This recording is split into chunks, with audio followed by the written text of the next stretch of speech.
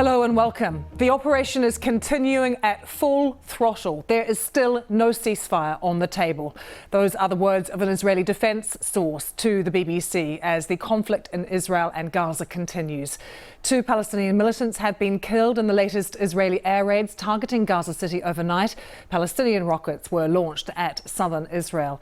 Let's show you the latest figures from the health ministry in Gaza that says that 219 people have been killed, including 63 children, while 12 people have been killed in Israel, including 2 children. A spokesperson for the UN Secretary General said about 50,000 Palestinians in Gaza had been displaced so far. And in the last hour, we've been hearing from the Israeli Prime Minister, Benjamin Netanyahu. He has defended Israel's military actions. We try to target those who target us with great precision. That is not as surgical an operation as it is. Even in a surgical room in a hospital, you don't have the ability to prevent collateral damage around the affected tissues. Even then you can't. And certainly in a military operation you cannot. But there is no army in the world that does more than the Israeli army, in the Israeli security services, in Israeli intelligence, to prevent collateral damage. To have Israel criticized for that is absurd. Benjamin Netanyahu speaking just a short time ago. In a moment, we'll speak to a former UN human rights official. First, though, Mark Lebel reports on events on the ground overnight. More Israeli airstrikes, more militants killed in Gaza for a 10th day.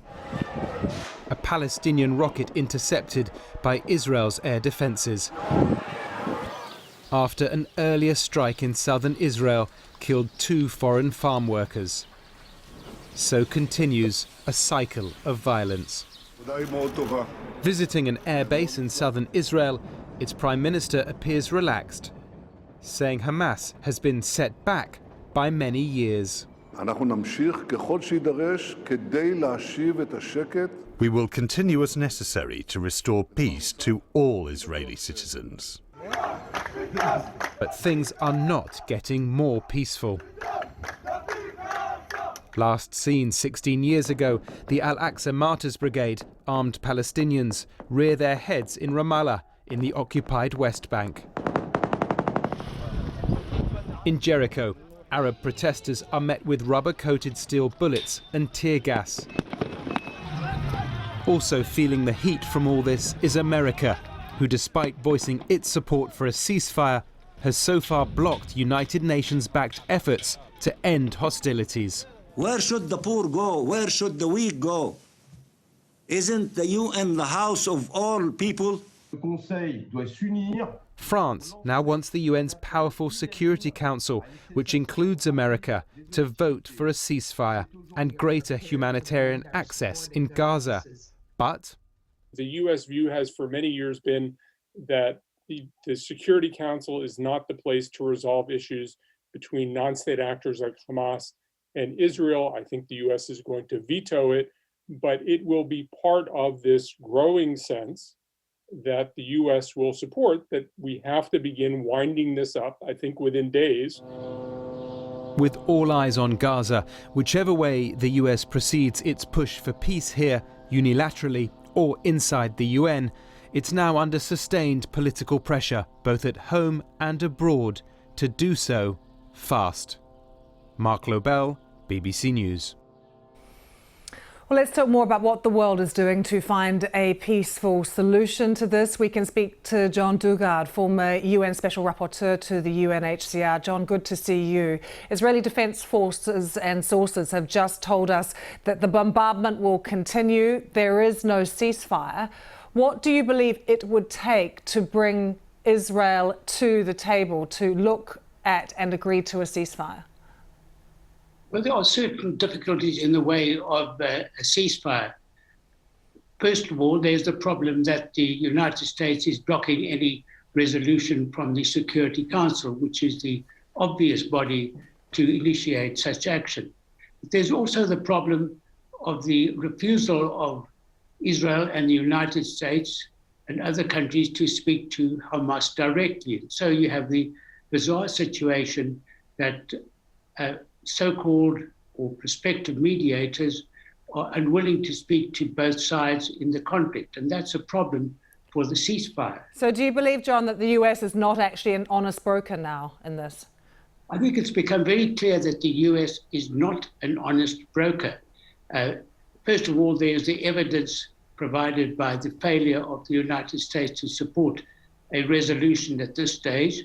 But secondly, there's the fact that the United States continues to operate its embassy from Jerusalem, which is contrary to international law. And also there's the fact that the United States pays military aid or tribute to Israel in the form of $3.8 billion a year. So the United States has disqualified itself as an honest broker. And that means that the Security Council will now have to initiate any peace process that arises from the present conflict. So do you believe the reality is that the US, that President Biden is just going to allow Israel this window now to achieve its objectives? The evidence seems to suggest that. And I think it's time that the United States refuted some of the allegations made by Prime Minister Netanyahu. For instance, his recent statement that the Israeli Defense Forces do not target civilian targets is simply disproved by the evidence. The Israeli Defense Forces have repeatedly targeted areas where they know that there will be collateral damage which will injure civilians. So I think the United States is obliged to address issues of this kind and also to withdraw its statement that Israel is entitled to act in self-defense. This is not a conflict between states. Israel is engaged in a police operation in Gaza, and it is subject to the rules of proportionality.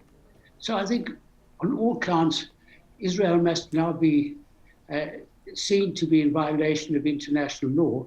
But to make matters worse, the United States is aiding and abetting the government of Israel in these activities. John, who is talking to Hamas? Egypt appears to be... We know that for sure, that they are. Yes. And in previous conflicts of this kind in 2008, 2009, and 2014, it was principally Egypt that brought about the ceasefire. Though in 2014, John Kerry did play an important role in brokering a ceasefire, but that doesn't seem to be the policy of the Biden administration. How do you think, John, the Abraham Accords are complicating things? I mean, Arab countries had originally said they hoped this would give them some leverage over Israel. That is clearly not the case. In fact, it's turned out to actually be quite embarrassing for them. Yes, the states that are party to the Abraham Accords have not played a role in this at all. It seems that Egypt is determined to assert itself as the broker between Hamas, Palestine, and Israel. And I think it's most likely to achieve its goal, of course, together with Jordan. So I think the Abraham Accord states have been completely marginalized. John Dugard, good to get your thoughts. Thanks for joining us from The Hague. We're going to take you live now to pictures where we're getting in from the West Bank town of Berlin. We can see here a Palestinian funeral taking place. Crowds have gathered there, and we know that from the health ministry, 219 people have been killed, including 63 children. So many funerals taking place. And these are live pictures that we're seeing right now as people gather in the West Bank.